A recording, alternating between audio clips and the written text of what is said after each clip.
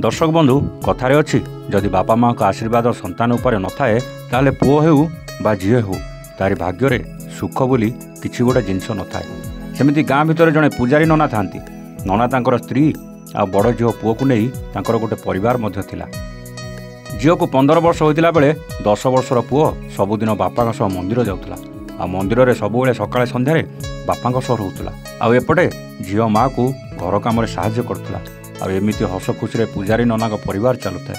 शेष में झील 10वीं पास करी कॉलेज बाहर आ पूजारी नना निज पुओ झील को पाठ पढ़ाइबा चाहूला। एपटे झील कॉलेज जावा आरंभ करथिला सेपटे पुओ स्कूल रे पाठ पढ़ुला। देखु देखु झीर चालीचलन हावभाव धीरे धीरे बदलिबार लगिला। शेष में बापा माँ को टिके कथा रागी जाई झील जमी रागरे गर्गरे होता आ झील हठात एमती बदली जीवार कथा एपटे बापा माँ राति कथा होता। शेष दिने झीर पछे पछे कॉलेज जावाई बापा मने मने ठीक करथिले आ दर्शक बंधु ताहा ही होता।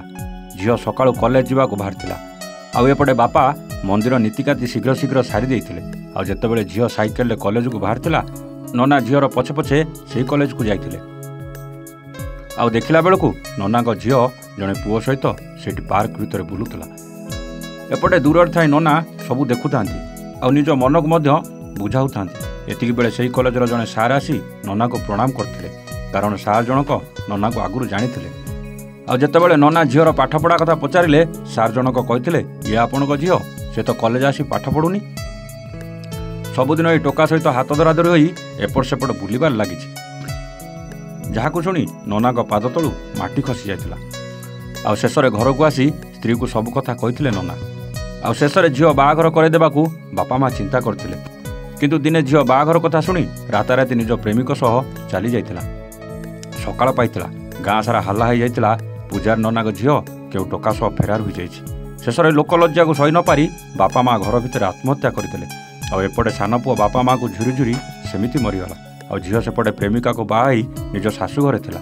दिन आसला झील गर्भवती है किंतु हॉस्पिटल छुआ जन्म करू करू गोटे मरी जाइथिबा संतान को जन्म देथिला और डाक्तर मध्य कहिथिले ए झील आउ केबे छुआ जन्म करि परिबनी। शेष में सेईटी मने मने भाबिथिला मो बापा माँ को बिना आशीर्वाद रे मु केमिति बा माँ होइथांती।